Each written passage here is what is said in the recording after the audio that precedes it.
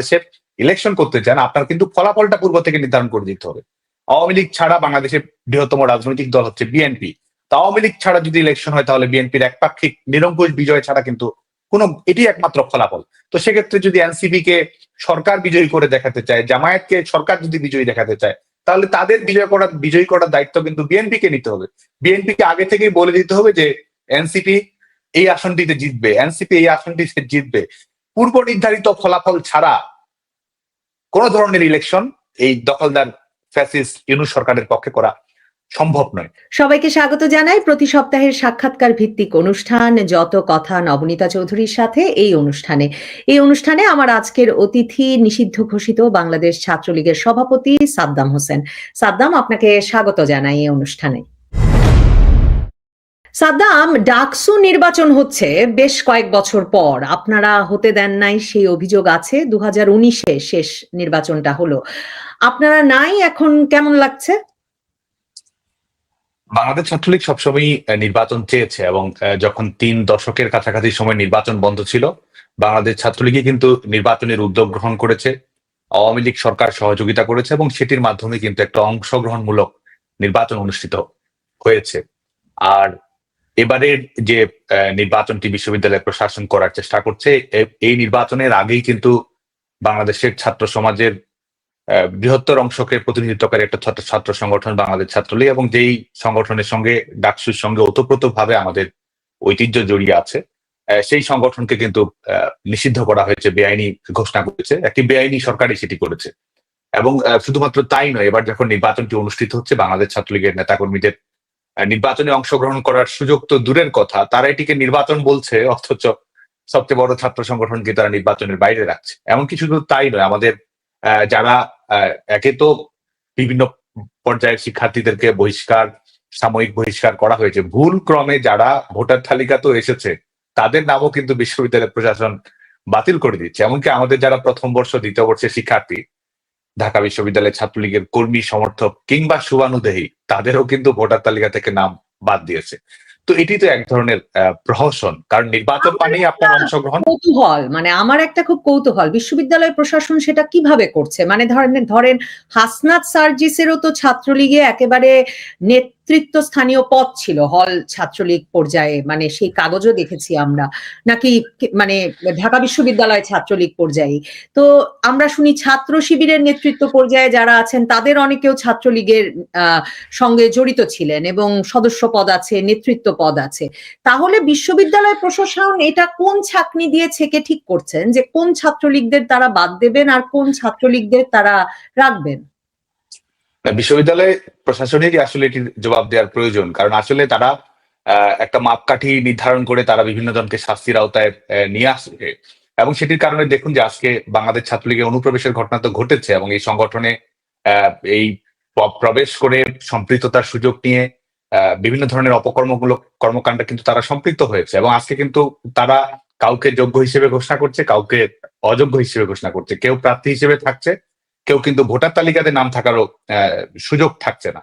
তো এটি কিন্তু বিশ্ববিদ্যালয় প্রশাসন তাদের যে নিজেদের মানদণ্ড, সেই মানদণ্ড অনুযায়ী কিন্তু বিশ্ববিদ্যালয় প্রশাসন নিরপেক্ষতা দেখাতে ব্যর্থ হচ্ছে। এবং আপনি তো সঠিকই বলেছেন, এবং এটা কিন্তু আমরা নির্দ্বিধায় স্বীকার করি যে অনুপ্রবেশের ঘটনা ঘটেছে, এবং ছাত্রলীগের সম্পৃক্ত থাকার কারণে যদি আজকে কাউকে কাউকে প্রার্থী হওয়ার তালিকা থেকে বাদ দেওয়া হয়, তাহলে অন্যদের ক্ষেত্রে কেন নয়? অন্যদের ক্ষেত্রে বরং বিশ্ববিদ্যালয়ের প্রশাসন কেন পৃষ্ঠপোষকতা প্রদর্শন করে? এটি তো বিশ্ববিদ্যালয়ের প্রশাসনের দ্বিচারিতা। আরেকটি হচ্ছে যে আপনি দেখুন যে এই পর্যন্ত বাংলাদেশে যতগুলো ছাত্র সংসদ নির্বাচন অনুষ্ঠিত হয়েছে, সেটি গণতান্ত্রিক সরকার, সেটি সামরিক সরকার, আধা সামরিক সরকার, স্বৈরাচার সরকার, যে পাকিস্তানের এই পরাধীন পাকিস্তান আমলে কোন ছাত্র সংসদ নির্বাচন অনুষ্ঠিত হয়নি যেটি ইনক্লুসিভ ছিল না।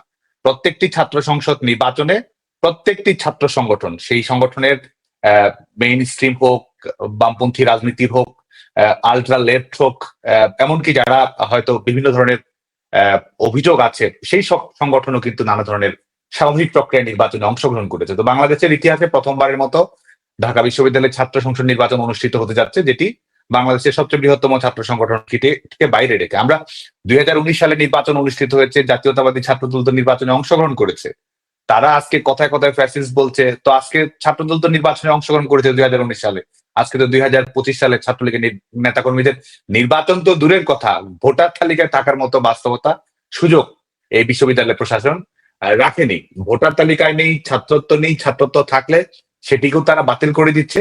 এমনকি আমি আজকে এখান থেকে বলতে চাই, জুলাই আগস্টের এই কিছুদিন আগে যারা বিশ্ববিদ্যালয়ে এসেছে, নবীনতম শিক্ষার্থী যারা ফার্স্ট ইয়ারের ছেলে কিংবা মেয়ে, তারাও যারা ছাত্রলীগের মিছিল মিটিং এ থেকেছে হয়তো সমর্থক শুভানুধ্যায়ী, তাদেরও কিন্তু ভোটার তালিকা থেকে নাম বাতিল করা হয়েছে। তো আপনি ভোটার তালিকা থেকে যখন তার নাম বাতিল করে দেন, তো এটি একটি কি হচ্ছে, এটি কিন্তু শিক্ষার্থীদের কাছেই, আমি মনে করি শিক্ষার্থীদের কাছে বিষয়টি এরা ঢাকা বিশ্ববিদ্যালয়ের শিক্ষার্থী থাকছেন কিন্তু এদেরকে ভোটার তালিকায় রাখা হচ্ছে না, মানে এই আবেদনটাই কারা করছেন আর কোন বিশ্ববিদ্যালয় প্রশাসন ছেকে ছেকে এটা বাদ দিচ্ছেন? এটি এই বিশ্ববিদ্যালয়ের প্রশাসন করছে এবং এটি নতুন কিছু না, এটি আসলে 5ই আগস্টের পর থেকেই তো বিশ্ববিদ্যালয়গুলো এইভাবেই চলছে। বিশ্ববিদ্যালয়ের ছাত্রত্ব বাতিল হচ্ছে নাকি ভোটার তালিকা থেকে শুধু নাম যাচ্ছে? সবকিছুই হচ্ছে, কারণ আপনি দেখবেন যে বাংলাদেশের বিশ্ববিদ্যালয়গুলোতে ধাপে ধাপে ছাত্রত্ব বাতিল করা হয়েছে। আমরা আমাদের প্রাথমিক পরিসংখ্যান অনুযায়ী 5 লক্ষ শিক্ষার্থী আমাদের স্বাভাবিক শিক্ষা কার্যক্রমের বাইরে রয়েছে। 10,000-এর অধিক শিক্ষার্থীর সার্টিফিকেট বাতিল করা হয়েছে। এমনকি ধরুন যে 2009 সালে একজন তার স্নাতকোত্তর সম্পন্ন করেছে, তারও কিন্তু সার্টিফিকেট বাতিল করে দিচ্ছে এই দখলদার ফ্যাসিস্ট সরকার। এবং বিশ্ববিদ্যালয়ের প্রশাসনগুলো তো এই দখলদার সরকারের অনুগত প্রতিষ্ঠানে পরিণত হয়েছে। বিশ্ববিদ্যালয়ের যে নিজস্ব স্বায়ত্তশাসন, মর্যাদা, আইন, সবকিছুই কিন্তু আজকে ভুলুণ্ঠিত করা হচ্ছে। সরকারের এই দখলদার সরকারের সিদ্ধান্তগুলো বাস্তবায়ন করে বিশ্ববিদ্যালয়ের প্রশাসন নিজেদের সিদ্ধান্ত হিসেবে মনে করছে, যে কারণে এটি যতটা না শিক্ষা প্রতিষ্ঠান, তার চেয়ে বেশি এই দখলদার সরকারকে সমর্থন করার প্রতিষ্ঠান হিসেবেই তারা এটিকে দেখাচ্ছে। এবং শিক্ষকেরা আসলে আপনি যদি দেখেন যে আজকে শিক্ষক, আজকে আমি ছাত্রলীগের কর্মী হিসেবে, সভাপতি হিসেবে এটি বলতে পারি, আমাদের কাছে কিন্তু শিক্ষক হিসেবে নীল দল, সাদা দল, গোলাপি দল কিছুই ছিল না।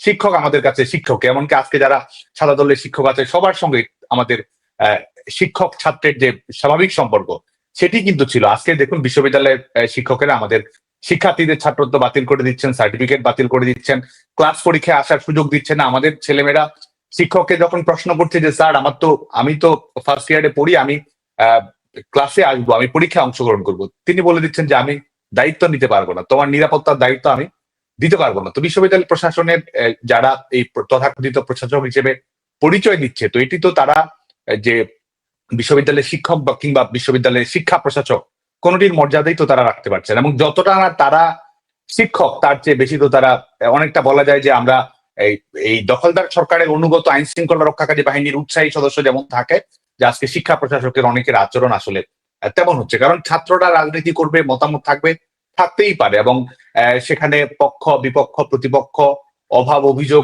অনেক কিছুই থাকতে পারে, কিন্তু একজন শিক্ষকের প্রাথমিক কাজই হচ্ছে যে তার শিক্ষার্থীর শিক্ষা নিরাপত্তা দেয়। না হলে বিশ্ববিদ্যালয়ে সেটি কেন? বিশ্ববিদ্যালয় তো আর দলীয় প্রতিষ্ঠান নয়। আমরা সেখানে রাজনীতি করতে পারি, সে অধিকার আমাদের আছে, কিন্তু বিশ্ববিদ্যালয় তো আর দলীয় প্রতিষ্ঠান নয়। যদি একই মতের মানুষ নিয়ে তো রাজনৈতিক দল হয়, একই মতের মানুষ নিয়ে তো আর বিশ্ববিদ্যালয় হয় না। কিন্তু বিশ্ববিদ্যালয়ের প্রশাসন কিন্তু আজকে সেটি করতে ব্যর্থ হয়েছে। এবং আজকে দেখুন, আমি আরেকটি বিষয় বলি, যে আজকে এই ছাত্র সংসদ নির্বাচনকে কেন্দ্র করে আজকে অনেকেই কথা বলছে, আত্মত্যাগের গল্প বলছে, যে এই তারা বলছে বিগত 16 বছরে তারা কিভাবে থেকেছে না থেকেছে।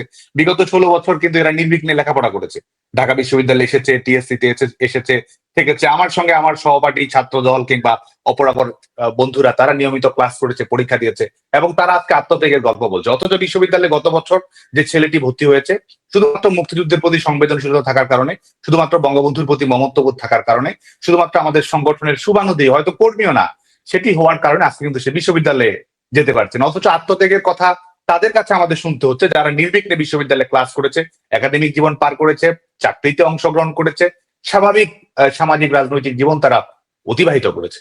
তাহলে দেখুন যে আজকে কিন্তু আপনি অন্তর্ভুক্তির কথা বলছেন, নির্বিঘ্নে বলছেন বটে, কিন্তু একদিকে যেমন ছাত্র দল বলেছে যে তারা তো বলেছে কি, মানে আমরা জানি যে ছাত্র দল তো কোনো মিছিল মিটিং করতে পারে নাই এত বছর ক্যাম্পাসের ভেতর। অন্যদিকে ছাত্র শিবির 5ই আগস্টের পর তো আসলে বেরিয়ে এলো প্রকাশ্যে, এবং বেরিয়ে এসে তারা বললো যে তারা আত্মরক্ষার্থে এতদিন ছাত্রলীগ সেজে তাদের থাকতে হয়েছে।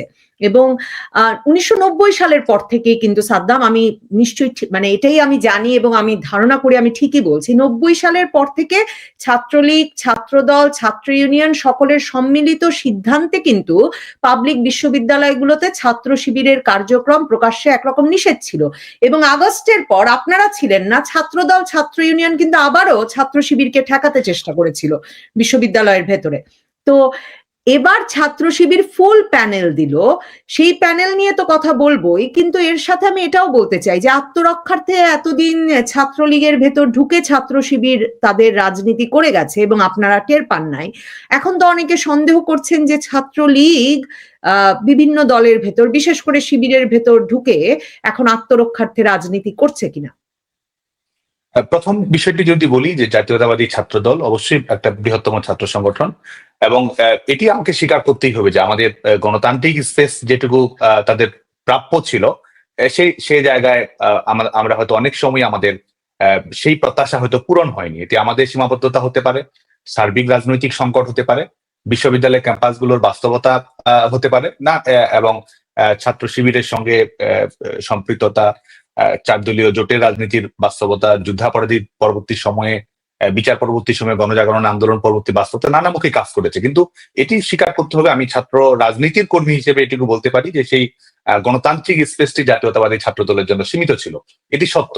কিন্তু একই সঙ্গে এটিও সত্য কিন্তু যে আজকে ছাত্র দলের যারা কর্মী, আমরা বারবার বলছি, কারো কিন্তু একাডেমিক জীবন, সামাজিক জীবন, রাজনৈতিক জীবন কোন অবস্থাতেই কখনো ক্ষতিগ্রস্ত হয়নি। একজন ছাত্র দলের কর্মীরও সার্টিফিকেট বাতিল হয়নি, বহিষ্কারের আওতায় আসেনি, একদিনের জন্য বিশ্ববিদ্যালয় ক্যাম্পাস থেকে তার স্বাভাবিক শিক্ষা জীবনের অধিকার থেকে কখনো কখনো বঞ্চিত হয়নি। জাতীয়তাবাদী ছাত্র দল, ছাত্র ইউনিয়ন, ছাত্র ফ্রন্ট থেকে শুরু করে ছাত্র অধিকার পরিষদ, এই গণতান্ত্রিক ছাত্র শক্তি যারা আজকে এই তথাকথিত বিপ্লব বলছে, তারাও কিন্তু তারা আমাদের সঙ্গে ক্লাস করেছে, পরীক্ষা দিয়েছে, আমাদের সঙ্গেই থেকেছে।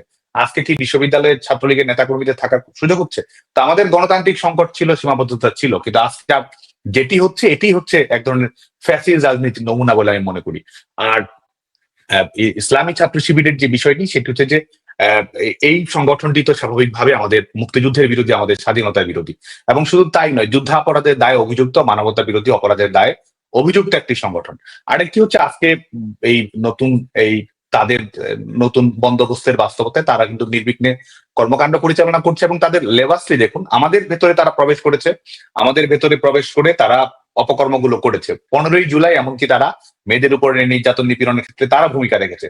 এই ঢাকা বিশ্ববিদ্যালয়ের হলের রাজনীতিতে যে কিছু সংকট ছিল, সেই সংকটগুলোকে তারা কাজে লাগিয়ে তারা নিজস্ব আক্রমণাত্মক ভূমিকায় থেকে ছাত্রলীগের কাছে ছাত্রলীগের ইমেজ শিক্ষার্থীদের কাছে প্রশ্নবিদ্ধ করার চেষ্টা কিন্তু তারা করেছে। এবং এই যে লেভেল, আজকে দেখুন যে তারা বলছে গণতন্ত্রের কথা, কিন্তু বাংলাদেশের যে কোনো সচেতন রাজনৈতিক কর্মী কিন্তু জানে যে তারা গণতান্ত্রিক কোন কর্মপ্রক্রিয়া, পন্থা, গণতান্ত্রিক মূল্যবোধে তারা বিশ্বাস করে না। তারা একটি ধর্মভিত্তিক রাষ্ট্র ব্যবস্থা, ধর্মভিত্তিক সমাজ ব্যবস্থায় তারা বিশ্বাস করে। মানুষের তৈরি আইনে কিন্তু তারা বিশ্বাস করে না, তারা এক ধরনের শরিয়া আইনে তারা বিশ্বাস করে। আজকে তারা নারীর ক্ষমতায়ন, গণতন্ত্র, নির্বাচন, অন্তর্ভুক্তির কথা বলছে, কিন্তু তাদের রাজনীতি কিন্তু অন্তর্ভুক্তি নয়, তাদের রাজনীতি এক্সক্লুশনের, তাদের রাজনীতি পেছনের দিকে তাকানোর, তাদের রাজনীতি ধর্মকে কেন্দ্র করে, যে ধর্ম হচ্ছে আমাদের একটি ব্যক্তিগত ধর্মীয় স্বাধীনতার অধিকার, যেটি মানুষ তার যার যার পরিসরে চর্চা করবে। কিন্তু তারা কিন্তু এই পবিত্র ধর্মকে ব্যবহার করে বিশ্ববিদ্যালয়গুলোকেও তারা এক ধরনের সেই ধরনের প্রতিষ্ঠানে পরিণত করতে যাচ্ছে, সার্বিক সামাজিক রাজনৈতিক চেহারাটা কিন্তু তারা দিতে যাচ্ছে। এবং আরেকটি বিষয়, সেটি হচ্ছে যে শুধুমাত্র তাদের এই যে অনুপ্রবেশের রাজনীতি, যেটির ভুক্তভোগী আমরা হয়েছি, সেই অনুপ্রবেশের রাজনীতির শিকার শুধুমাত্র বাংলাদেশ ছাত্রলীগ নয়। এটি আমি একেবারে চ্যালেঞ্জ দিয়ে বলতে পারি যে এই অনুপ্রবেশের শিকার আমাদের মূলধারার অপরাপর ছাত্র সংগঠনগুলো হয়েছে। সেটি ভবিষ্যতে ধাপে ধাপে প্রমাণিত হবে। আমাদের বামপন্থী ছাত্র সংগঠন বলুন, আমাদের জাতীয়তাবাদী ছাত্রদল বলুন, সামাজিক সাংস্কৃতিক সংগঠন বলুন, প্রত্যেকটি দলের অভ্যন্তরেই এই সংগঠনটি, এই আত্মগোপনকারী সংগঠনটি অনুপ্রবেশ করেছে, এবং তারা তাদের নিজস্ব রাজনীতি বাস্তবায়ন করার কর্মপ্রক্রিয়া তারা বর্তমানেও তারা অব্যাহত রেখেছে। এটি আমার কাছেও প্রতীয়মানিত হয়, এবং ধাপে ধাপে এটি আজকে যেমন এই পরিবর্তিত বাস্তবতায় ছাত্রলীগের ভিতরে অনুপ্রবেশের ঘটনা সামনে এসেছে, আমি মনে করি যে ধাপে ধাপে এই বিষয়টিও সামনে নতুন করে আসবে বলে আমি মনে করি। মানে আমি তো সাদিক কায়েমের সাক্ষাৎকারেই শুনেছি যে তিনি তো সরাসরি বলছেন যে গণ অধিকার পরিষদ 2019-এর ডাকসু নির্বাচনে যিনি ভিপি হলেন, যাকে আমরা চিনলাম প্রথম কোটা সংস্কার আন্দোলনের সময়, সেই নুরুল হক নুরু তাদের তৈরি। তারপর এই মানে গণতান্ত্রিক ছাত্র শক্তি, পরে যেটা নাহিদ ইসলাম আসিফ মাহমুদদের দল, সেটি তাদের তৈরি। তারা এই নেতাদেরকে তারাই তৈরি করেছেন, কারণ তাদের তো নিজস্ব কোনো স্পেস ছিল না। আমি আপনার কাছে মানে সেই প্রসঙ্গে জানতে চাই যে এই যে সাদিক কায়েম, এস এম ফরহাদ, মানে এদের কথা আমরা আগস্টের পর থেকে শুনছি বিভিন্ন গণমাধ্যমে, এবং মানে ভীষণ ভালো বলেন, খুব পরিষ্কার নিজেদের রাজনীতির ব্যাপারে মাথায়। এই ছেলেরা, মানে এই তরুণেরা, মহিউদ্দিন, এই তরুণেরা কি ছাত্রলীগের রাজনীতির সাথেই ছিলেন? আপনারা তাদের চিনতেন? মানে তাদের সঙ্গে আপনাদের সম্পর্কটা কেমন ছিল? আর আমি জানি না আপনি দেখেছেন কিনা, আমি 2 দফা এই বয়ান তৈরি করেছি। আমার কেন জানি মনে হচ্ছে, মানে আমার দৃঢ় ধারণা, এবার ঢাকা বিশ্ববিদ্যালয়ে ছাত্র শিবির ভীষণ সংগঠিত, ভীষণ প্রস্তুত, তাদের নেতা এবং রাজনৈতিক শক্তি, তারা জিতে আসবে ডাকসু নির্বাচন। এ বিষয়ে আপনার প্রেডিকশন কি? প্রথম প্রশ্নের উত্তরে যদি যাই, তাহলে আমরা তো বিশ্ববিদ্যালয় পরিসরে একটা ছাত্র সংগঠন হিসেবে সবার সঙ্গে আমাদের কিন্তু উন্মুক্ত যোগাযোগ, যাতায়াত, স্বাভাবিক সম্পর্কর বিষয়টি ছিল। এবং শিক্ষার্থী, যেহেতু আমরা ছাত্র সংগঠন করি, শিক্ষার্থীদের সঙ্গে আমাদের একটা স্বাভাবিক সেতু বন্ধন থাকে। তাদের সমস্যা সংকট, আমরাও তাদের সঙ্গে যোগাযোগ রক্ষা করা, সেটার মাধ্যমে আমাদের আদর্শের বিস্তৃতি ঘটানোর চেষ্টা করা, এটি তো একটা স্বাভাবিক কর্মের প্রক্রিয়া। কারণ এটা তো এক ধরনের সোশ্যাল কন্ট্রাক্ট, যে আপনি আপনার বিশ্বাস নিয়ে চলতে পারেন, কিন্তু আপনাকে অবশ্যই সততার পরিচয় দিতে হবে, বিশেষ করে রাজনৈতিক সংগঠনগুলোর ক্ষেত্রে। কিন্তু আমাদের এই সামাজিক চুক্তিটি আসলে ভেঙে পড়েছে যখন কেউ ছদ্মবেশে রাজনীতি অনুপ্রবেশ করে। আপনি আপনার রাজনৈতিক আদর্শ যদি আপনি কোনো বিশ্বাস করেন, সেটিকে স্থির করে আপনি গণতান্ত্রিক পদ্ধতিতে এগিয়ে যেতে পারেন, ক্যাম্পেইনিং করতে পারেন, সেই লক্ষ্যে কাজ করতে পারেন। তো স্বাভাবিকভাবে আমরা কিন্তু বিশ্ববিদ্যালয় পরিষদের ছাত্র সংগঠন, বামপন্থী ছাত্র সংগঠন, সামাজিক সাংস্কৃতিক সংগঠন, মূলধারার শক্তিশালী ছাত্র সংগঠন বলি, নতুন ছাত্র সংগঠন বলি, এবং বিশেষ করে আমাদের সামাজিক সাংস্কৃতিক সংগঠনগুলো, সেটি ডিবেটিং ক্লাব হোক, সেটি রক্তদাতাদের প্রতিষ্ঠান হোক, বাঁধন হোক, সেটি কালচারাল ক্লাব হোক, এই সংগঠনগুলোর সঙ্গে কিন্তু তারা এসেছে। এখন একটি ছেলে যখন কালচারাল সোসাইটির সঙ্গে সম্পৃক্ত থাকে, একটি ছেলে যখন ডিবেটিং ক্লাবের সঙ্গে সম্পৃক্ত থাকে, মুক্ত বুদ্ধির কথা বলে বাহ্যিকভাবে, স্বাভাবিকভাবে কিন্তু বিভ্রান্ত হওয়ার সুযোগ থাকে। আর আমরা কিন্তু একজন ছেলে যখন পরিচয় দেয়, তার তো আমরা, এটি তো একটা ছাত্র সংগঠন, আমরা তো আর স্ক্রিনিং করা, গোয়েন্দা সংস্থা ব্যবহার করা, সেটি তো আর ছাত্র সংগঠনের কাজ নয়। আমরা যে কোনো শিক্ষার্থীকেই তো আমরা আসলে আমরা আহ্বান জানাই, সহযোগিতা করার চেষ্টা করি। তো সেই সুযোগটি কিন্তু তারা গ্রহণ করেছে, এবং আজকে যারা আলোচিত, সমালোচিত, পক্ষে বলছে, বিপক্ষে বলছে, ভেগ ধরেছে, নতুন পরিচয় সামনে নিয়ে আসছে, সবাই কিন্তু আজকে বিশ্ববিদ্যালয়ের পরিচয় আমাদের সঙ্গে যোগাযোগ রেখেছে, কখনো কখনো কথা বলেছে, স্বাভাবিক সম্পর্ক রেখেছে। অনুষ্ঠানে যখন, কারণ অনুষ্ঠানগুলো তো ছিল বিভিন্ন সামাজিক সাংস্কৃতিক সংগঠনে, ডিবেটিং ক্লাবের প্রোগ্রাম, আমরা ছাত্র সংগঠনের প্রতিনিধি হিসেবে আমরা তো স্বাভাবিকভাবেই চাবো যে এই সংগঠনগুলোর সঙ্গে যোগাযোগ থাকুক, কথা হোক, মিথস্ক্রিয়া হোক। তো সেই সুযোগটি কিন্তু তারা গ্রহণ করেছে। এর জন্য বিশ্ববিদ্যালয় পরিসরে যারা রয়েছে, এটি আমরা মনে করি যে যারা ছদ্মবেশ ধারণ করেছে তাদের ভুল রাজনীতি, এবং এটির সঙ্গে আমাদেরও ভুল রয়েছে। সেটি হচ্ছে যে আমাদের অবশ্যই আরো সতর্ক, আরো সচেতন থাকার সুযোগ হয়তো ছিল। আর ভুল থেকে আমরা অবশ্যই শিক্ষা নেব, এবং ভুল থেকে যারা শিক্ষা নেয় তারাই আসলে ভবিষ্যতের ইতিহাস তৈরি করবে বলে আমি মনে করি। আর বর্তমানে যে ঢাকা বিশ্ববিদ্যালয় কেন্দ্রীয় ছাত্র সংসদ নির্বাচন নিয়ে প্রেডিকশন যদি আপনি বলতে বলেন, তাহলে আমরা বাংলাদেশ ছাত্রলীগের পক্ষ থেকে আনুষ্ঠানিকভাবে আমাদের বক্তব্য রাখবো। প্রথম কথা হচ্ছে যে আপনি নির্বাচন করতে হলে তো নির্বাচনটা উন্মুক্ত রাখতে হবে। আপনি যদি মনে করেন যে ছাত্রলীগ ফ্যাসিস্ট, আপনি যদি মনে করেন যে ছাত্রলীগকে শিক্ষার্থীরা প্রত্যাখ্যান করবে, আপনি যদি মনে করেন যে ছাত্রলীগের জনপ্রিয়তা নেই, তা আপনি সেটি নির্বাচনের মাধ্যমেই শিক্ষার্থীদেরই রায় দিতে দিন, শিক্ষার্থীদেরই জবাব দিতে দিন। শিক্ষার্থীরাই বলুক যে তারা ছাত্রলীগকে পছন্দ করে না অপছন্দ করে, ছাত্রলীগকে তাদের ভালো লাগে নাকি ছাত্রলীগ তাদের অভাব অভিযোগ রয়েছে। তো আজকে কিন্তু আজকে কিন্তু শুধুমাত্র এই যে ছাত্রলীগকে নির্বাচন করার মাধ্যমে শুধুমাত্র ছাত্রলীগের অধিকার কিন্তু খর্ব করা হচ্ছে। একই সঙ্গে বিশ্ববিদ্যালয়ের শিক্ষার্থীদের নিজেদের পছন্দ মতো তার যে নাগরিক অধিকার রয়েছে বেছে নেওয়ার, পছন্দ করার অধিকার, তাদের চয়েস করার অধিকার আছে, আপনি কিন্তু তার চয়েস করার অধিকার কেড়ে নেওয়ার মাধ্যমে শিক্ষার্থীদের যে স্টেক রয়েছে এই গণতান্ত্রিক বিশ্ববিদ্যালয়ে, সেটি কিন্তু আপনি কেড়ে নিচ্ছেন। তো সেটির কারণে এটিকে সেই অর্থে নির্বাচন বলা যাবে কিনা এই প্রশ্নটি তো রয়েছেই। এবং দেখুন, আপনি ভোটার পর্যন্ত হতে দিচ্ছেন না।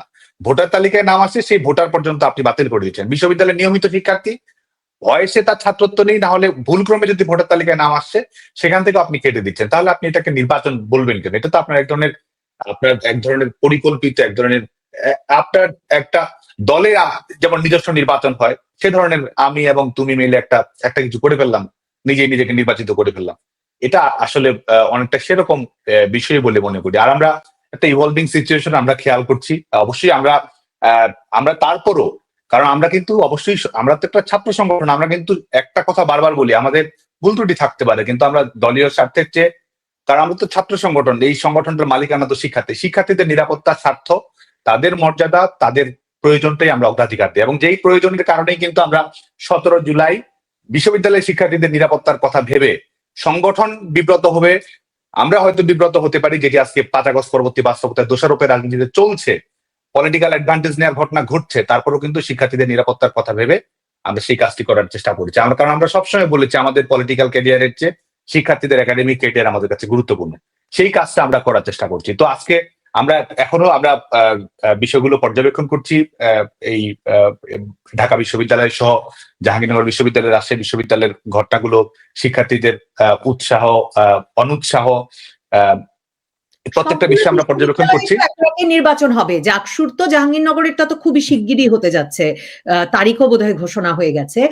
মানে আমার প্রশ্নটা হচ্ছে যে এই যে মানে আপনি যেমন বলছিলেন যে মুক্তিযুদ্ধের পক্ষ বিপক্ষের প্রসঙ্গ টানছিলেন, মানে এগুলো কি আর এই তরুণদের জন্য গুরুত্বপূর্ণ আছে কিনা, সেটা একটা প্রশ্ন। বিশেষভাবে ধরুন মানে সেটা যদি হয় তাহলে শিবির এতটা সংগঠিত হতে পারলো কি করে? আপনি বারবার বলছেন যে ছাত্র শিবির নারীর মুক্তি, নারী স্বাধীনতার বিপক্ষে, অন্তর্ভুক্তিমূলক রাজনীতি তারা করে না, কিন্তু আগস্টের পরে আমরা প্রথমবারের মতো এটাও দেখলাম যে বাংলাদেশ ছাত্রী সংস্থা, মানে ছাত্র শিবিরের যে ছাত্রীদের সংগঠন, সেটাও কিন্তু পুরোপুরি কমিটি দিয়ে ঢাকা বিশ্ববিদ্যালয়ে বেরিয়ে এলো। তার মানে এই নেতৃবৃন্দ অনেক বছর ধরে কাজ করে আসছিলেন, পাবলিক বিশ্ববিদ্যালয় সবগুলোতেই তার মানে ছাত্রী সংস্থাও আছে।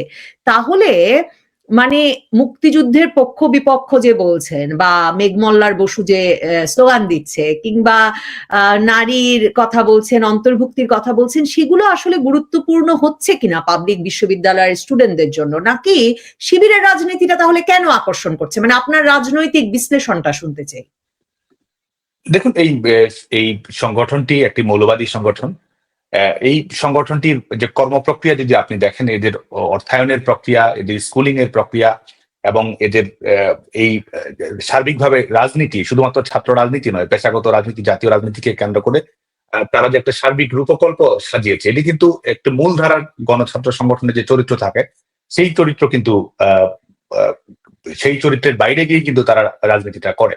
আপনি ছাত্র শিবিরের একটি ক্যাডার বেসড পলিটিক্স তারা করার চেষ্টা করে, ধর্মকে কেন্দ্র করে তারা বিভ্রান্ত করার চেষ্টা করে, এবং শুধুমাত্র তাই নয়, তারা আর্থিকভাবে ভিত্তি করে দেয়া, সহযোগিতা করার চেষ্টা করা এবং বিভিন্ন ধরনের কৌশল গ্রহণ করা, যে কৌশলগুলো গ্রহণ করার মাধ্যমে একজনকে বিভ্রান্ত করা সম্ভব, সেটির মাধ্যমে কিন্তু তারা এই কর্মপ্রক্রিয়াগুলো অবারিত করার চেষ্টা করে। এবং শেষ কয়েক বছর তো তারা এই আত্মগোপনের যে কৌশলের রাজনীতি, তারা নিজস্ব রাজনীতি করেছে, এটি যেমন একদিকে, আরেকদিকে হচ্ছে অন্য সংগঠনের অভ্যন্তরে প্রবেশ করে তারা রাজনীতিটা নিয়ে যাওয়ার চেষ্টা করেছে। কিন্তু একই সঙ্গে এটিও কিন্তু সত্য, আপনি দেখুন যে এই যে রাজনৈতিক কর্মপ্রক্রিয়া, এই মওদুদিবাদকে কেন্দ্র করে তাদের যে এই প্রভাব বলয় গড়ে তোলার চেষ্টা করা, এই প্রভাব বলয় গড়ে তোলার চেষ্টা কিন্তু তারা দীর্ঘ সময় ধরেই করে যাচ্ছে।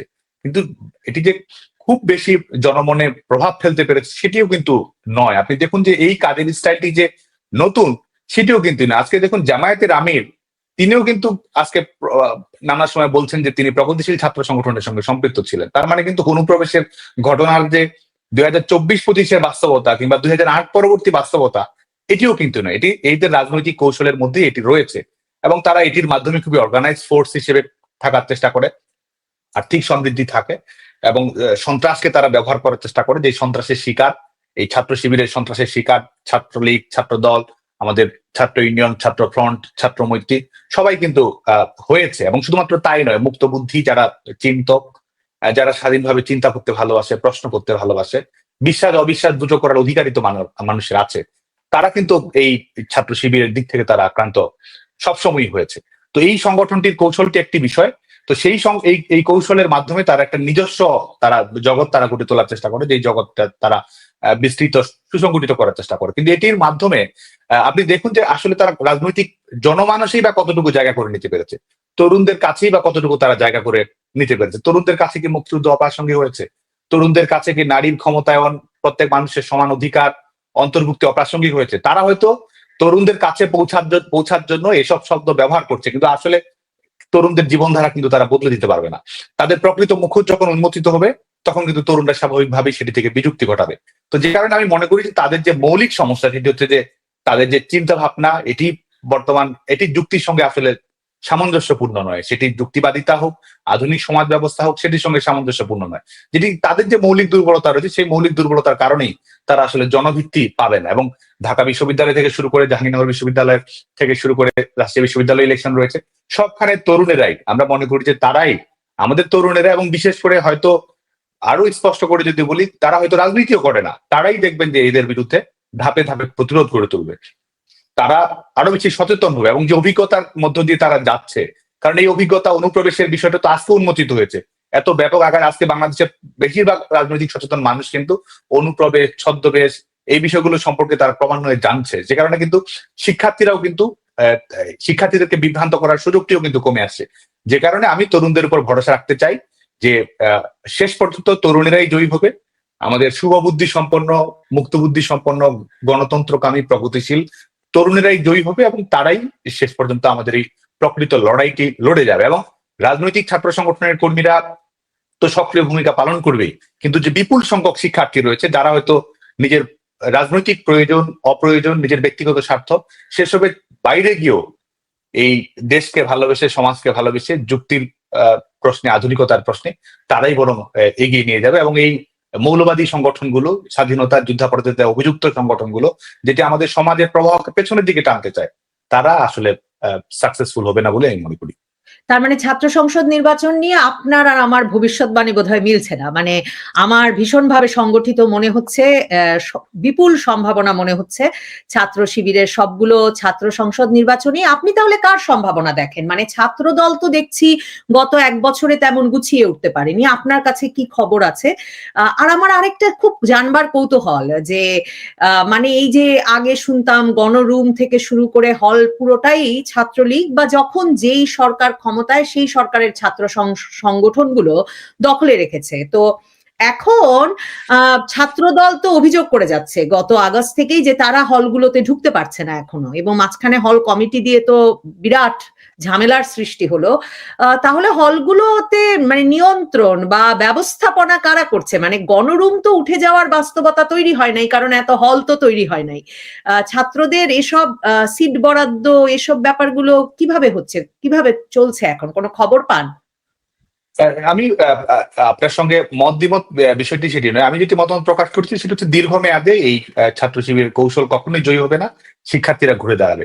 আর এই ঢাকা বিশ্ববিদ্যালয় কেন্দ্রীয় ছাত্র সংসদ 2025 যেটি ইলেকশন তারা করতে চাচ্ছে ছাত্রলীগকে বাইরে রেখে, এবং সেই ইলেকশনে এখন দেখুন যে আপনি দেখবেন যে অনেকগুলো প্যানেল ইলেকশন করছে, শিক্ষার্থীরা অনেকে অংশগ্রহণ করেছে, স্বতন্ত্রভাবে ইলেকশন করেছে, এবং দেখুন যে স্বতন্ত্রভাবে ইলেকশন করার আগ্রহটা কিন্তু বেড়েছে। এই বাস্তবতার মধ্যেও স্বতন্ত্রভাবে ইলেকশন অংশগ্রহণ করার বাড়ছে। এটির কারণ হচ্ছে যে, তার মানে এটিও একটি প্রমাণ যে এই বর্তমানে ক্যাম্পাস রাজনীতিতে যারা স্বাভাবিক কর্মপ্রক্রিয়ায় রয়েছে, তারা কিন্তু তাদের যে শিক্ষার্থীদের বড় একটি অংশের চাহিদা, প্রত্যাশা, সেটির প্রতিনিধিত্ব কিন্তু করতে পারছে না। এটি প্রমাণ করে যে আমাদের বাংলাদেশ ছাত্রলীগের অনুপস্থিতি, এবং যেটি অনুপস্থিতি এই অর্থে যে যখন দমন পীড়নের শিকার করা হয়, নিষেধাজ্ঞার শিকার হতে হয়, সে কারণে শিক্ষার্থীদের চয়েসের যে স্বাধীনতা নেই, তার একটা রিফ্লেকশন হচ্ছে এই স্বতন্ত্র রাজনীতির প্রতি আগ্রহটা বেড়ে গেছে বলে আমার কাছে অনুভূত হচ্ছে। এই স্বতন্ত্র প্রার্থীদের মধ্যে আপনাদের প্রার্থী আছে? না দেখুন, নির্বাচন নিয়ে তাহলে আমার স্বাভাবিকভাবে এই আমরা আপনি কথাটা বললেন দেখে মনে পড়লো যে ব্র্যাকের একটা জরিপ হয়েছে সম্প্রতি, সেটাতে দেখা যাচ্ছে 48.50% মানুষ বলছে তারা জানে না কাকে ভোট দেবে, 14.30 বলতে চায় না তারা কাকে ভোট দেবে। আওয়ামী লীগের নৌকা নাই ব্যালটে, আওয়ামী লীগ মানে কার্যক্রম নিষিদ্ধ, কিন্তু আবার 7.5 বা 7.30 মতো মানুষ বলছেন যে তারা আওয়ামী লীগকেই ভোট দেবেন। তাহলে মানে এই ভোটাররা, মানে আমি প্রশ্ন মানে এই ভোটার আওয়ামী লীগের কিনা সেটা একটা প্রশ্ন, যেমন তেমন আপনি যে বলছেন চয়েস নাই দেখে স্বতন্ত্র প্রার্থী দাঁড়াচ্ছে, তারা কি আসলে আওয়ামী লীগের ভোটার বা আওয়ামী লীগ সমর্থক, মানে ছাত্রলীগের রাজনীতিতে বিশ্বাসী এরকম মানুষ? দেখুন, এই নির্বাচনে যদি ছাত্রলীগের অংশগ্রহণ করার সুযোগ থাকতো, আমি দৃঢ়তার সঙ্গে বলতে পারি, শিক্ষার্থীদের উপর ভরসা করেই বলতে পারি এবং সমস্ত অর্জন এবং সীমাবদ্ধতা মাথায় রেখে বলতে পারি, সংখ্যাগরিষ্ঠ পদে বাংলাদেশ ছাত্রলীগের কর্মীরাই বিজয়ী হতো। কারণ বাংলাদেশ ছাত্রলীগের কর্মীদের সঙ্গে শিক্ষার্থীদের সম্পৃক্ততা অনেক বেশি। শিক্ষার্থীদের সমস্যা সমাধানে তাদের প্রচেষ্টা, তাদের আন্তরিকতা, তাদের নেতৃত্বগুণ, এবং শিক্ষার্থীরা সবচেয়ে বেশি যেটি পছন্দ করে, গণতন্ত্র, মুক্তিযুদ্ধ, নারীর ক্ষমতায়ন এবং এক ধরনের এক ধরনের অসাম্প্রদায়িক সমাজ ব্যবস্থা। এর প্রত্যেকটি বাংলাদেশ ছাত্রলীগের আদর্শিক অঙ্গীকারের মধ্যে রয়েছে। নেতাকর্মীদের যূথবদ্ধতা, তাদের সামাজিক জীবনাচরণের মধ্যে সেটি রয়েছে, যে কারণে নির্বাচন হলে ছাত্রলীগের নেতাকর্মীরাই সংখ্যাগরিষ্ঠ পদে বাংলাদেশের যে কোনো বিশ্ববিদ্যালয়ে যে কোনো প্রতিকূল পরিস্থিতির মধ্যে জয়ী হওয়ার সক্ষমতা রাখে, এবং এটি হতো। কিন্তু আজকে সেই সুযোগটি নেই। এবং আপনি আমাদের জাতীয় নির্বাচনকে কেন্দ্র করে যে পরিসংখ্যানটি নিয়ে এসেছেন, দেখুন এটিও কিন্তু আরেকটি প্রমাণ যে আজকে যখন আপনি ব্র্যাকের মতো একটি প্রতিষ্ঠান, সেটি কিন্তু আর ফ্যাসিস্টের দোষর বলার সুযোগ আছে বলে আমার কাছে মনে হয় না। তো সেই প্রতিষ্ঠান যখন বলে যে আমি যদি আওয়ামী লীগের কথা বাদও দেই, একটা মূল রাজনৈতিক দল যারা অলরেডি ক্ষমতায় বসে আছে কিংবা সিগন্যাল পেলেই ক্ষমতায় চলে যাবে, এই ধরনের অবস্থা, তো তারা যখন 12% ভোট পায়, তো তার মানে 12% ভোট পেয়ে কেউ ভবিষ্যতে ক্ষমতায় যাবে, এই ধরনের একটা বাস্তবতা তৈরি হয়েছে। ধরলাম যে 2% সমর্থন আছে, তো 2% যারা সমর্থন আছে তারাই আজকে যে রাষ্ট্রের ছড়ি ঘোরাচ্ছে, বাংলাদেশের ভবিষ্যৎ নির্মাণ করতে যাচ্ছে, সংবিধান, গণপরিষদ, সেকেন্ড রিপাবলিক, কত কিছু তারা করে বসছে। তো এই যে দখলদার সরকার 12 মাসে যেভাবে চালিয়েছে, রাষ্ট্র চালিয়েছে, জোরপূর্বক চালিয়েছে, মানুষের অধিকার কেড়ে নিয়েছে, নাগরিক অধিকার কেড়ে নিয়েছে, এটি তো আলটিমেটলি জনগণকেই অপমান করা, অপদস্থ করা।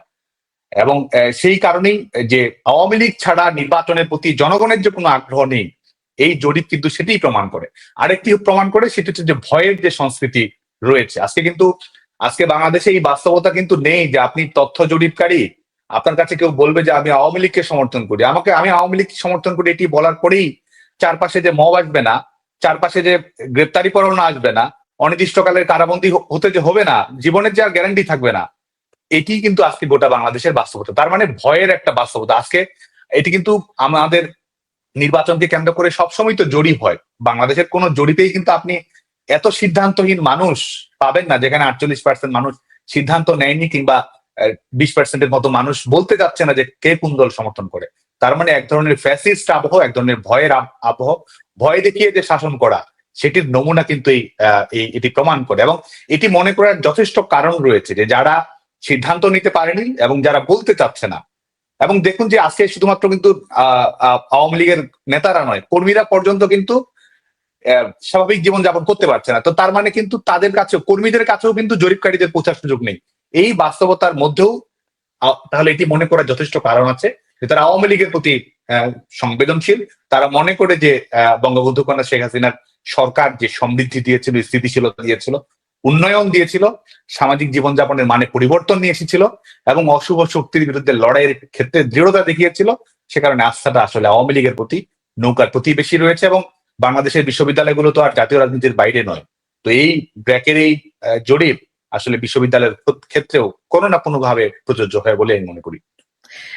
জাতীয় রাজনীতির প্রসঙ্গে আপনার সঙ্গে আরো গুরুত্বপূর্ণ সব প্রশ্ন তো আছেই, কিন্তু ওই প্রশ্নটা আবার একটু জানতে চাই যে হলগুলো এখন আসলে মূলত ব্যবস্থাপনা বা নিয়ন্ত্রণ, যে শব্দই ব্যবহার করছি, কোন ছাত্র সংগঠনের হাতে?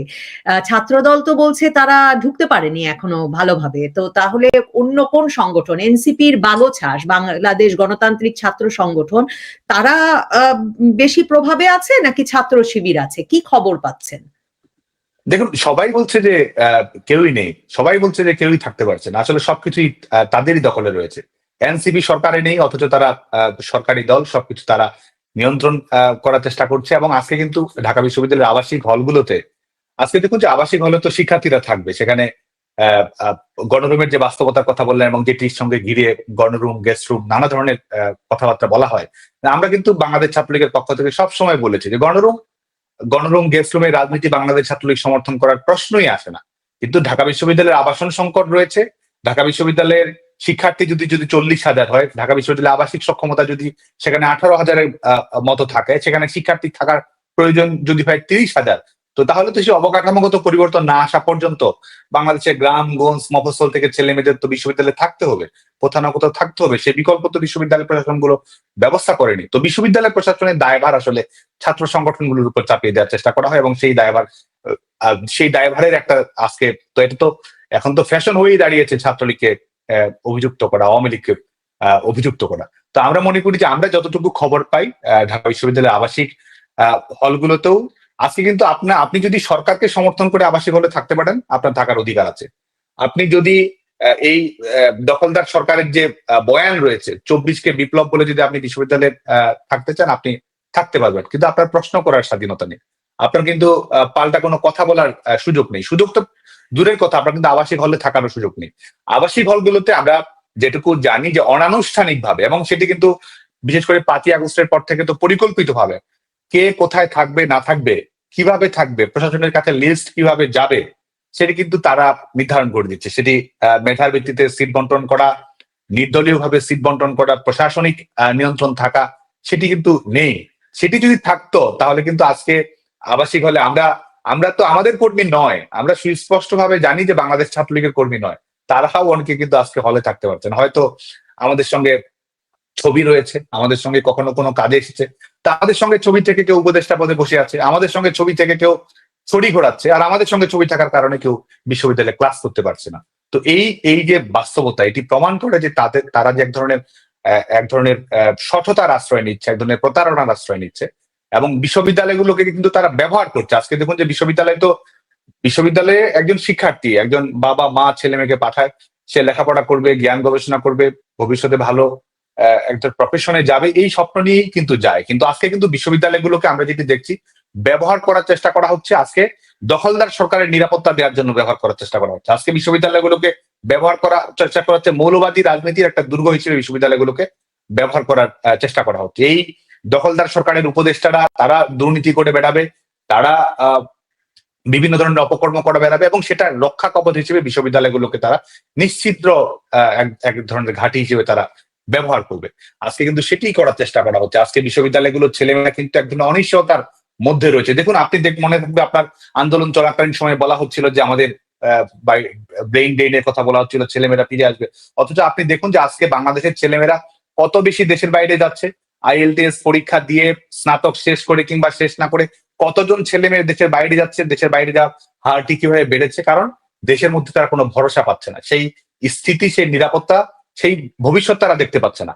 নতুন কোন চাকরির কিন্তু বিজ্ঞপ্তি আপনি দেখবেন না যে বিশ্ববিদ্যালয় বাংলাদেশের সরকারি চাকরি যেটুকু নিয়োগ হচ্ছে সেটুকু তো সুপারিশের ভিত্তিতে হচ্ছে কিংবা গোপনে হয়ে যাচ্ছে। হুট করে আমরা জেনে যাচ্ছি যে 70,000, 60,000, 80,000 নিয়োগ সম্পন্ন হয়েছে। এর বাইরে আপনি বাংলাদেশের সরকারি চাকরি কয়জন করবে? 3 জন 4 জন, শতকরা হারে ধরলাম 10 জন।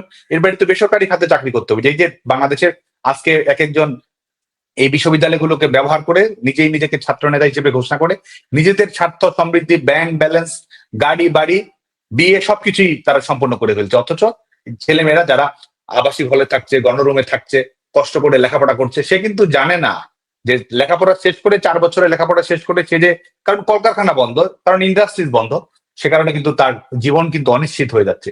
তো বাংলাদেশে আজকে বাংলাদেশের পাবলিক বিশ্ববিদ্যালয়গুলো, প্রাইভেট বিশ্ববিদ্যালয়গুলো শিক্ষার্থীরা এক হচ্ছে শিক্ষার পরিবেশ নেই, গণতান্ত্রিক পরিবেশ নেই, আর কি হচ্ছে নিজেদের যে পার্সোনাল ক্যারিয়ার রয়েছে সেই পার্সোনাল ক্যারিয়ার কিন্তু সম্পূর্ণ অনিশ্চিত অবস্থার মধ্যে রয়েছে। আমরা বারবার যেটি বলছি, এক ধরনের বাধ্যতামূলক বেকার হওয়ার দিকে বাংলাদেশের তরুণ প্রজন্ম এগুচ্ছে। তো যে কারণে আজকে আমাদের এই বাস্তবতার মধ্যে আসলে আমাদের এই দখলদার সরকারের বিদায় ছাড়া আমাদের আসলেই কোনো অপশন আমাদের সামনে নেই।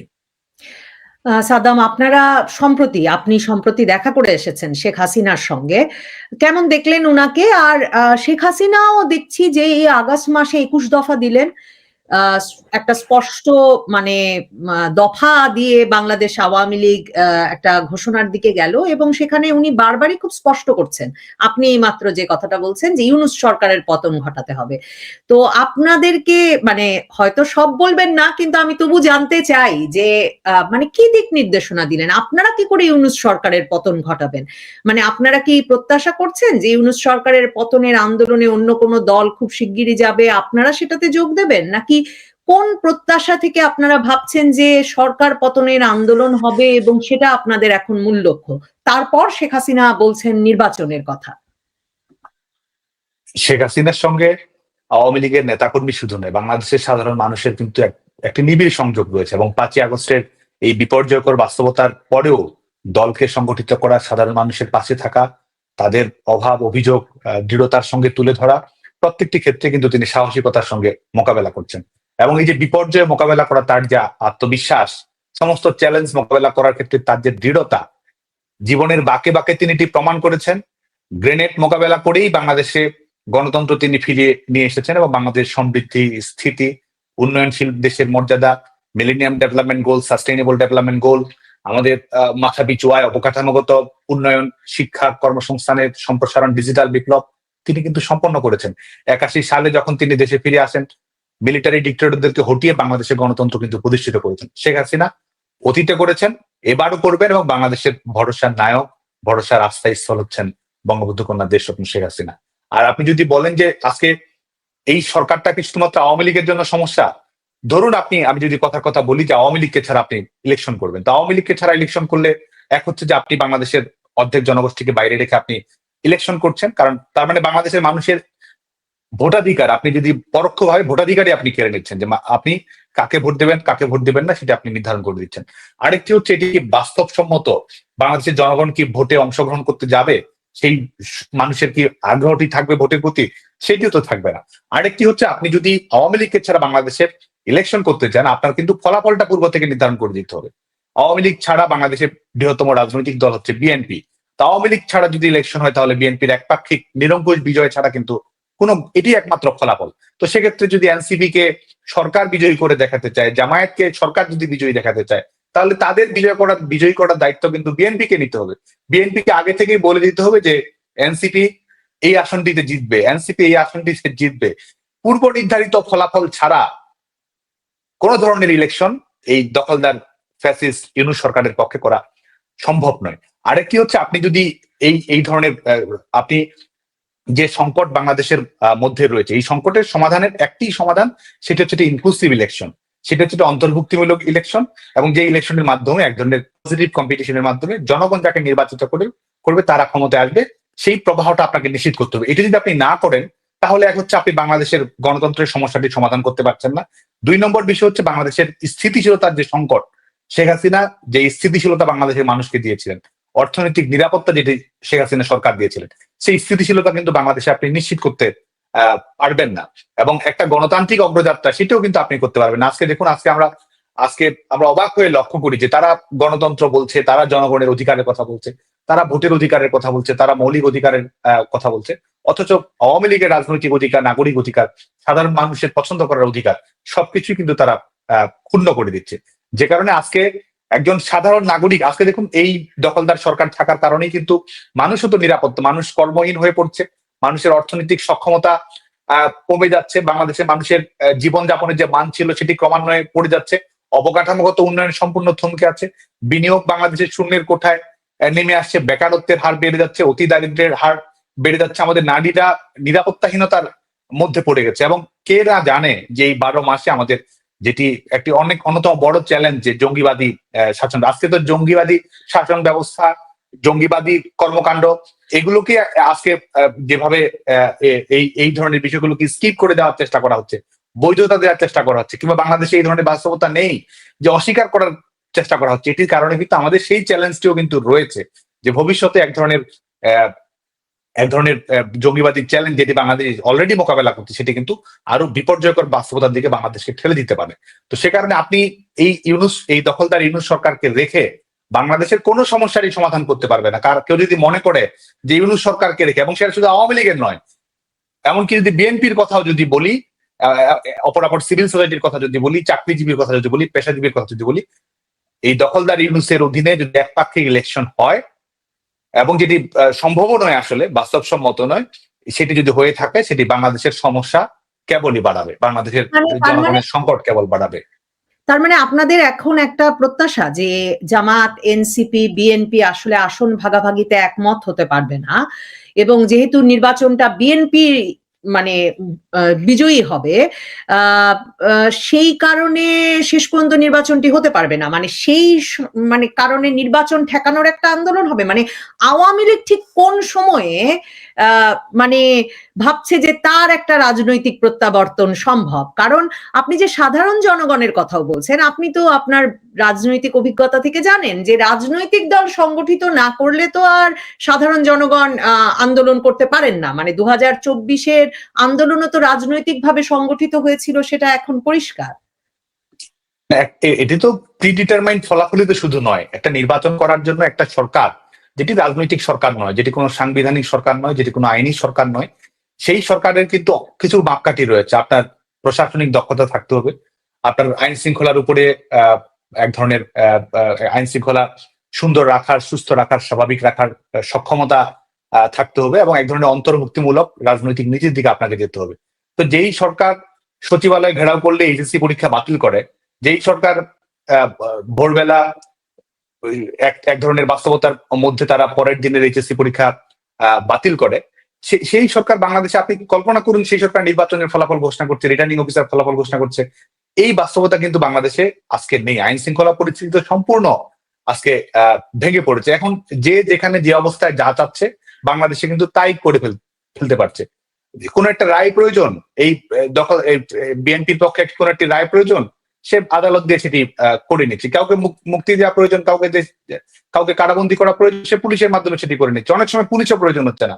তারা তো আজকে এক ধরনের এটা কি বলা যায়, যে গ্রেপ্তারি পরোয়ানার এক ধরনের প্রাইভেটাইজেশন ঘটিয়েছে। তারা এক ধরনের প্রাইভেট বাহিনী তৈরি করেছে, যারা কাউকে ধরবে, মারবে, শাস্তি দিবে, দেশ ছাড়া করবে, মেরে ফেলবে, যা ইচ্ছে তাই করার অধিকার হয়েছে। তো এই সরকার কিন্তু একটি ইউনিয়ন পরিষদ নির্বাচন করার মতো ক্যাপাসিটি এই সরকার রয়েছে, সেটিও কিন্তু কেউ বলবে না। আজকে বাংলাদেশের বিশ্ববিদ্যালয়গুলোতে, ঢাকা বিশ্ববিদ্যালয়ে শিক্ষক সমিতির ইলেকশন গত বছর হয়নি, স্বাধীনতার পরে প্রথমবারের মতো। তো আজকে এই যখন বাস্তবতা, তো এই সরকারের সেই ক্যাপাসিটি তো নেই। আর দ্বিতীয় বিষয় হচ্ছে নিরপেক্ষতা। এই সরকার তো নিজে একটি রাজনৈতিক দলকে পৃষ্ঠপোষকতা প্রদর্শন করছে। এই সরকার যদি নিরপেক্ষ অন্তর্বর্তী সরকার হতো, তাহলে তো তাকে অন্তর্ভুক্তিমূলক সিদ্ধান্ত গ্রহণ করতে হতো, যেখানে বাংলাদেশের মূল জনগণের প্রতিনিধিত্বকারী রাজনৈতিক দলগুলো এই শাসন কাঠামোয় থাকবে, নির্বাচন প্রক্রিয়ায় অংশগ্রহণ করবে। তো আজকে তো এই দখলদার সরকার আওয়ামী লীগের এই সমস্ত রাষ্ট্রযন্ত্রকে ব্যবহার করছে আওয়ামী লীগ দমন পীড়নের কাজে। তো সে কারণে তো এই সরকারের ন্যূনতম নিরপেক্ষতা সেই অর্থে নেই। এবং যে সরকার নির্বাচনের টাইমলাইন নিয়েও কত ধরনের কাণ্ড ইতিমধ্যে ঘটিয়েছে, এবং সর্বশেষ মালয়েশিয়ায় গিয়েও যে এই অন্তর্বর্তী অবৈধ সরকারের প্রধান যে বক্তব্য রেখেছে বিচার সংস্কার এবং তাদের যে প্রহসনের নির্বাচনের যে ধারণা তিনি দিয়েছে, সেটি নিয়ে তো যথেষ্ট সংশয় প্রকাশ করার সুযোগ আছে। যে কারণে আপনি যেটি বলছিলেন সেটি হচ্ছে যে অবশ্যই আমাদের প্রত্যাবর্তনটা কিভাবে হবে। আমাদের প্রত্যাবর্তন এক অর্থে যে আমাদের লড়াই 5ই আগস্টের পর থেকেই চলমান রয়েছে। আমাদের লড়াইয়ের যে ধাপ, আমাদের নেতাকর্মীরা সংগঠিত হওয়া, যোগাযোগ রক্ষা করা, মানুষের কাছে যাওয়া, মতামত গড়ে তোলা, সংগঠনগুলোকে শক্তিশালী করা, সেই কাজটি আমাদের রয়েছে। এবং আমাদের যে আরো স্পষ্ট প্রত্যাবর্তন যদি বলি, আমাদের প্রত্যাবর্তন দখলদার সরকারের বিদায়ের মাধ্যমে হবে, গণ আন্দোলনের মাধ্যমে, মানুষের জাগরণের মাধ্যমেই, মানুষকে সুসংগঠিত করে দখলদার সরকারের বিদায়ের মাধ্যমেই আওয়ামী লীগের, ছাত্রলীগের আরো সুস্পষ্ট প্রত্যাবর্তন আমরা নিশ্চিত করবো বলে আমরা বিশ্বাস করি। বিশ্ববিদ্যালয়গুলোর নির্বাচন কি হবে কিনা, কারণ এটা নিয়েও অনেকে বলেন যে এটা আসলে হবে না। একদিকে তো আপনি জানেন যে আগস্টের পর থেকে জামায়াতে ইসলামী এবং বৈষম্য বিরোধী ছাত্র আন্দোলনের তরফে এই চাপটা ছিল যে জাতীয় নির্বাচনের আগে যাতে ছাত্র সংসদ নির্বাচনগুলো হয়। ছাত্রদল বরাবর বিরুদ্ধে ছিল, কিন্তু পরে তারা মেনে নিতে বাধ্য হয়েছে। এখন অনেকেই বলছেন যে এই নির্বাচনগুলোতে যে ফলাফল হবে সেটাই জাতীয় নির্বাচনে হবে, এবং ছাত্র শিবিরের প্রত্যাশা যে তারা এই নির্বাচনে অত্যন্ত ভালো করবার মাধ্যমে জাতীয় নির্বাচনের ফলে একটা বড় প্রভাব রাখবে। ডাকসু সহ পাবলিক বিশ্ববিদ্যালয়গুলোর ছাত্র সংসদ নির্বাচন কি করতে পারবে শেষ পর্যন্ত? কারণ সেটাও তো ভীষণ, মানে আপনি যেসব স্পর্শকাতরতার কথা বললেন, আইন শৃঙ্খলা পরিস্থিতি, নিরাপত্তা, সেসব ঝুঁকি তো বিশ্ববিদ্যালয়েও ভীষণ ভাবে আছে। সেই প্রশ্নগুলো আছে, এবং সেই প্রশ্ন কিন্তু আজকে বাংলাদেশ ছাত্রলীগকে করতে হচ্ছে না। সেই প্রশ্ন কিন্তু আজকে এই নির্বাচনে যারা অংশগ্রহণ করছে, সেটি বামপন্থীদের প্যানেল হোক, অপরাপর প্যানেল হোক, স্বতন্ত্র শিক্ষার্থী হোক, তারাই কিন্তু লেভেল প্লেইং ফিল্ড থাকা না থাকা, নির্বাচন হবে কি না হবে সেটি নিয়ে সংশয় প্রকাশ করা, আগামী দিনে কি হয়, আইন শৃঙ্খলা পরিস্থিতির পরিণতি কোন দিকে যায়, সেটি নিয়ে কিন্তু এক ধরনের সংশয় প্রকাশ করছে। তো আমরা পরিস্থিতিগুলো পর্যবেক্ষণ করছি। বাংলাদেশ ছাত্রলীগের পক্ষ থেকে ছাত্র সংসদ নির্বাচনকে কেন্দ্র করে আমরা আমাদের আনুষ্ঠানিক বক্তব্য আমরা উপস্থাপন করব। আরেকটি দিক হচ্ছে যে আমাদের নির্বাচনটি কখন জনগণের সত্যিকারের রিফ্লেকশন থাকতো, যে আপনি একটি নির্বাচন দেখে বাংলাদেশের জনমিতি বা জনসমর্থন কোন দিকে না দিকে সেটা আপনি যদি অনুমান করতে চান, তাহলে তো আপনাকে ইলেকশনটা ইনক্লুসিভ হতে হবে। আজকে ঢাকা বিশ্ববিদ্যালয়ের ছাত্র সংসদ নির্বাচনে, জাহাঙ্গীরনগর বিশ্ববিদ্যালয়, রাজশাহী বিশ্ববিদ্যালয়ে ছাত্রলীগ যদি নির্বাচনে অংশগ্রহণ করতো, সেক্ষেত্রে আপনি অনুমান করতে পারতেন যে জাতীয় রাজনীতিতে সেটির রিফ্লেকশনটি কি ধরনের হবে, জনমত কোন দিকে যাচ্ছে না যাচ্ছে, এই ধরনের একটি বাস্তবতা আপনি অনুমান করতে পারবেন। যখন আপনি কাউকে বাদ দিচ্ছেন, তো সেই অর্থে তো সেটি নির্বাচনই না, সেটি তো এক ধরনের প্রহসন, গণতন্ত্রের নামে এক ধরনের তামাশাই।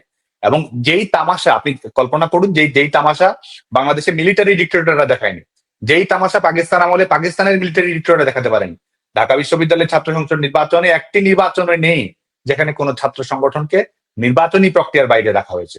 তো আজকে তো এই ফ্যাসিস্ট ইউনূস সরকার, এই তার যে ফ্যাসিস্ট আচরণ এবং রাষ্ট্রকে ফ্যাসিস্ট রাষ্ট্র ব্যবস্থায় পরিণত করার ক্ষেত্রে তাদের সুনিপুণ দক্ষতা তিনি প্রত্যেক মুহূর্তেই দেখাচ্ছেন। এবং আজকে এই ঢাকা বিশ্ববিদ্যালয়ের ছাত্র সংসদ ইলেকশনের মাধ্যমে সেটিরই কিন্তু একটি বহিঃপ্রকাশ হয় বলে আমি মনে করি।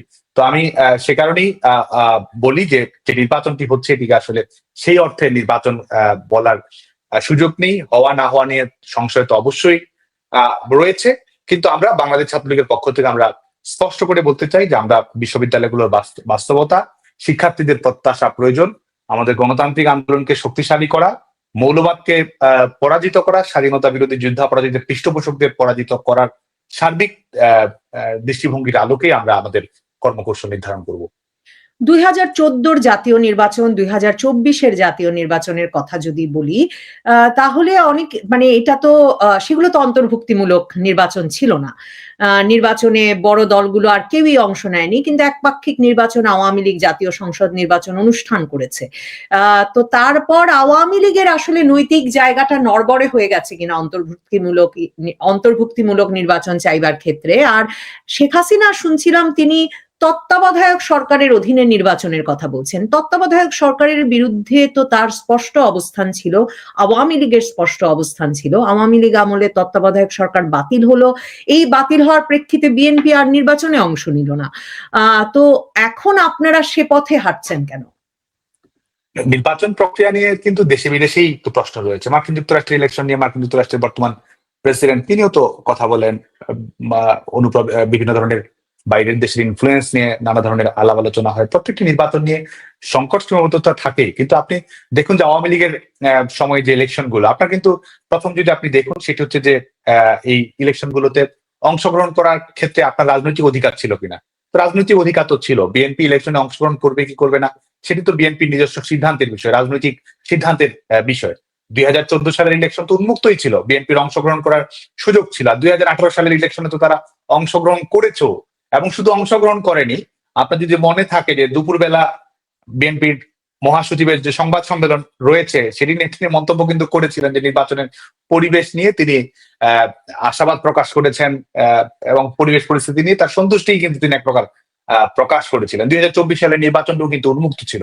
তো বিএনপি রাজনৈতিক ভাবে সে নির্বাচনে অংশগ্রহণ করেনি, সেটি বিএনপির বিষয়। সে কারণে দুটোর বিষয়ে কিন্তু পার্থক্য রয়েছে। আজকে আওয়ামী লীগকে নিবন্ধন স্থগিত থেকে শুরু করে কার্যক্রম স্থগিত প্রকৃত অর্থে নয়, প্রকৃতপক্ষে আইনগতভাবে আওয়ামী লীগকে আসলে নিষিদ্ধ করা হয়েছে। তো দুটোর মধ্যে কিন্তু সুস্পষ্ট পার্থক্য একটি থাকছে। আওয়ামী লীগ সবসময় চেয়েছে, আওয়ামী লীগ সরকার সবসময় চেয়েছে, শেখ হাসিনা সরকার সবসময় চেয়েছে যে বিএনপি নির্বাচনে অংশগ্রহণ করুক এবং সেটির মাধ্যমে জনমতের একটি প্রতিফলন ঘটুক। কিন্তু বাংলাদেশে আপৎকালীন সমাধান হিসেবে যে তত্ত্বাবধায়ক সরকার ব্যবস্থা এসেছিল, সেই তত্ত্বাবধায়ক সরকার ব্যবস্থাকে কেন্দ্র করে যখন একটি এটিকে একটি বিভ্রান্তিকর জায়গায় নিয়ে যাওয়া হলো, এটিকে একটা অকার্যকর বাস্তবতায় নিয়ে যাওয়া হলো।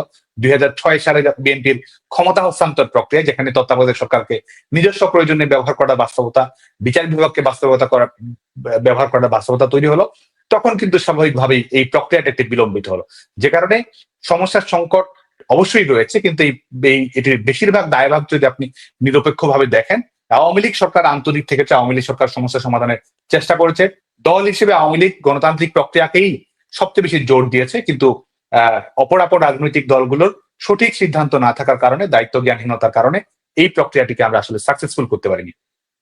আর বর্তমানে আপনি যেটি বললেন, তো বাংলাদেশে যদি আপনি, যেহেতু একটি দখলদার সরকার জবরদখল করে ক্ষমতা দখল করে বসে আছে, এটি তো বঙ্গবন্ধু কন্যা দেশরত্ন শেখ হাসিনা যেটি বলেছেন, এটি কিন্তু বাংলাদেশের জনগণের মনের কথা। আপনি যদি জনগণের কাছে জানতে চান, জনগণ নির্বাচন দেখতে চায় অন্তর্ভুক্তিমূলক, জনগণ পজিটিভ কম্পিটিশন দেখতে চায়, জনগণ আওয়ামী লীগ বিএনপির মধ্যে প্রতিযোগিতামূলক রাজনীতি দেখতে চায়, সেটির মাধ্যমে বেছে নেওয়ার স্বাধীনতা দেখতে চায়।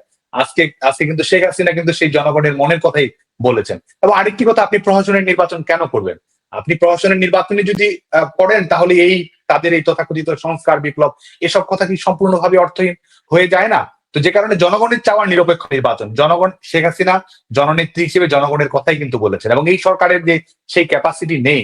আজকে ব্র্যাক যদি আরেকটি জরিপ চালাতো যে এই সরকারের নির্বাচন করার ক্যাপাসিটি রয়েছে কি নেই, এবং মানুষ যদি স্বাধীনভাবে বলতে পারতো, তাহলে হয়তো আমরা সেটারও একটা তথ্য পরিসংখ্যান পেতে পারতাম। পররাষ্ট্র মন্ত্রণালয় একটা বিবৃতি দিয়েছে, বাংলাদেশের গণমাধ্যমে দেখেছেন নিশ্চয়ই, যে আপনারা অফিস নিয়েছেন কলকাতায় এবং দিল্লিতে। ভারত সরকারের তরফে আপনাদেরকে সংগঠিত হওয়ার একটা বিশেষ সুযোগ দেওয়া হচ্ছে কিনা, মানে কোথায় অফিস নিয়েছেন, নিয়মিত যাচ্ছেন সেই অফিসে? এটি প্রশ্নই আসে না। এটি যারা বলছে তারা এটি সম্পূর্ণভাবেই একটা ধরনের বিভ্রান্তিকর প্রচারণা চালানো হচ্ছে, এবং যেটি বঙ্গবন্ধু শেখ মুজিবুর রহমানের অসমাপ্ত আত্মজীবনীকে কেন্দ্র করে যে ধরনের ন্যাক্কারজনক অপতৎপরতা চালানো হলো, রাষ্ট্রীয়ভাবে ক্যাম্পেইনিং পরিচালনা করা হলো, সেটির মতোই, সেটির কাছাকাছি রকমের মিথ্যাই আমরা এটিকে বলবো। কারণ আওয়ামী লীগের রাজনৈতিক কার্যালয় গুলিস্তানে, ধানমন্ডি কিভাবে বিধ্বস্ত করা হয়েছে, কিভাবে ধ্বংস করে দেওয়া হয়েছে, গোটা বাংলাদেশে আওয়ামী লীগের কার্যালয়গুলো দখল করা হয়েছে, ধ্বংসপ্রাপ্ত করে দেওয়া হয়েছে, এটা কিন্তু গোটা বাংলাদেশের মানুষই দেখেছে। তারা আওয়ামী লীগের কার্যালয় ধ্বংস করেছে, কিন্তু মনের মধ্যে, জনগণের মনের মধ্যে আওয়ামী লীগ কিন্তু আরো শক্তিশালী হয়েছে। গোটা বাংলাদেশে আওয়ামী লীগের কার্যালয়গুলো তারা ধ্বংস করে দিয়েছে, মানুষের স্পিড আরো বেড়েছে। ধানমন্ডি 32 নম্বর তারা গুড়িয়ে দিয়েছে। বাংলাদেশের প্রত্যেকটি ঘরই ধানমন্ডি 32 নম্বরে পরিণত হওয়ার মতো রাজনৈতিক স্পৃহা মানুষের মধ্যে তৈরি হয়েছে। এখনো আমরা যে রাজনৈতিক কার্যক্রম পরিচালনা করছি, সেটি আমরা অবশ্যই, যেহেতু পরিবর্তিত বাস্তবতা রয়েছে, পরিবর্তিত বাস্তবতার মধ্যে আমাদের অবশ্যই সৃজনশীল সিদ্ধান্ত, বাস্তবায়ন উপযোগী সিদ্ধান্ত গ্রহণ করতে হয়। কিন্তু এখনো আমাদের কর্মকাণ্ড, আমরা দেশের অভ্যন্তরে আমাদের নেতাকর্মীদের সঙ্গে সংযোগ রক্ষা করা, যোগাযোগ রক্ষা করা, অনলাইনে আমাদের মিটিং করা, যেটা তো আমরা প্রকাশ্যেই করছি। তো সেই কাজগুলো করার মাধ্যমে কিন্তু আমাদের কর্মকাণ্ড পরিচালিত হচ্ছে। আমাদের বাংলাদেশের ভেতরে যে সাংগঠনিক কাঠামো ছিল, সেটিকে কিন্তু আমরা সুবিন্যস্ত করা, সেটিকে আমরা সক্রিয় করার চেষ্টা করছি। এই ধরনের পার্টি অফিস যেখানে রয়েছে, ওখানে রয়েছে, এটি যারা বলছে, এটি আসলে তারা উদ্দেশ্য প্রণোদিত ভাবে বলছে, মিথ্যার আশ্রয় নিয়ে বলছে বলে মনে করি। শেষ করব সাদ্দাম, আপনার সঙ্গে এই আলোচনা, অনেক ধন্যবাদ আপনাকে। কিন্তু শেষ প্রশ্নে আপনার কাছে এটা জানতে চাই যে কি দেখছেন আগামীর ভবিষ্যৎ? আর শেখ হাসিনার সঙ্গে সাক্ষাৎ হয়ে এলো, দেখা হলো আপনাদের, তার মানে বার্তা আপনি এক বাক্যে, এক কথায় কি বুঝতে পেরেছেন? দেখুন, শেখ হাসিনা একজন রাজনৈতিক কর্মী হিসেবে শুধুমাত্র নয়, বা আমরা একটা সংগঠন করি সেটি নয়, শেখ হাসিনা সত্যিকার অর্থেই মানুষের জন্য প্রেরণা। শেখ হাসিনা একজন চ্যাম্পিয়ন। শেখ হাসিনা এক ধরনের লড়াকু স্পৃহার প্রতীক হচ্ছেন শেখ হাসিনা। ফিনিক্স পাখির মতো সমস্ত প্রতিরোধ, সমস্ত বিপর্যয়, সমস্ত চ্যালেঞ্জ মোকাবেলা করে জনগণের উত্থান ঘটানোর নায়ক হচ্ছেন শেখ হাসিনা, এবং শেখ হাসিনা আবারও সেটি প্রমাণ করবেন। এবং আমরা যেটি বিশ্বাস করি যে আমাদের শেখ হাসিনার বার্তা যদি বলেন, শেখ হাসিনার বার্তা হচ্ছে জনগণকে ক্ষমতায়ন করা, জনগণের গণতান্ত্রিক অধিকার ফিরে দেয়া। এই রাষ্ট্রের মালিক হচ্ছে জনগণ, জনগণ যাকে মালিকানা দেবে সেই রাষ্ট্র পরিচালনা করবে। শেখ হাসিনার সংগ্রাম হচ্ছে জনগণের যে মালিকানা, সেই মালিকানা সেই জনগণের কাছে ফেরত দেয়া, যে কারণে গণতন্ত্র পুনরুদ্ধার, দখলদার সরকারের বিদায়, এবং বাংলাদেশের মানুষের ভোটাধিকার, বা এমনকি এই ভোটাধিকার কিন্তু শুধুমাত্র আওয়ামী লীগের কর্মীদের নয়, বাংলাদেশের মানুষের ভোটাধিকার, বিএনপির কর্মীদের ভোটাধিকার, সিপিবির কর্মীদের ভোটাধিকার, সমস্ত মানুষের ভোটাধিকার। পছন্দ করবে, আপনার হ্যাঁও বলতে পারেন, নাও বলতে পারেন, পছন্দ করতে পারেন, অপছন্দ করতে পারেন, সেই মানুষের ভোটের অধিকারের জন্য কিন্তু শেখ হাসিনা নিরপেক্ষ সরকারের কথা আজকে জোরের সঙ্গে বলছেন, সেটি মানুষের মনের ভাষা। শেখ হাসিনা সত্যিকার অর্থে জননেত্রী, যে কারণে তিনি জনগণের ভাষায় জনগণের প্রত্যাশার কথাই বলছেন। এবং বাংলাদেশের ভবিষ্যৎ নিয়ে আমরা অবশ্যই আশাবাদী, এবং বাংলাদেশে আবারও গণতন্ত্র পুনরুদ্ধার হবে, বাংলাদেশে এক ধরনের সাংবিধানিক শাসন ব্যবস্থা পুনঃপ্রতিষ্ঠিত হবে, এক ধরনের পজিটিভ ডেমোক্রেসি, এক ধরনের কম্পিটিটিভ ডেমোক্রেসি বাংলাদেশে পরিচালিত হবে, এবং ক্ষমতা পরিবর্তন বাংলাদেশের জনগণের রায়ের মাধ্যমে হবে। এই দখলদারের ষড়যন্ত্র, ফ্যাসিস্ট ইউনূসের ষড়যন্ত্র, মৌলবাদীদের ষড়যন্ত্র, এই প্রক্রিয়ায় নয়, মানুষ রায় দেবে, সে অনুযায়ী এক ধরনের প্রক্রিয়া পরিবর্তন আসবে, স্থিতিশীলতা বাংলাদেশে নিশ্চিত হবে, মানুষের অধিকার প্রতিষ্ঠিত হবে, আইনের শাসন প্রতিষ্ঠিত হবে, বাংলাদেশের মানুষের জীবনযাপনের মানে প্রভূত পরিবর্তন আসবে, আধুনিকতা প্রগতির সঙ্গে অর্থনৈতিক ক্ষমতায়নের দিকে বাংলাদেশের মানুষ দৃঢ়তার সঙ্গে এগিয়ে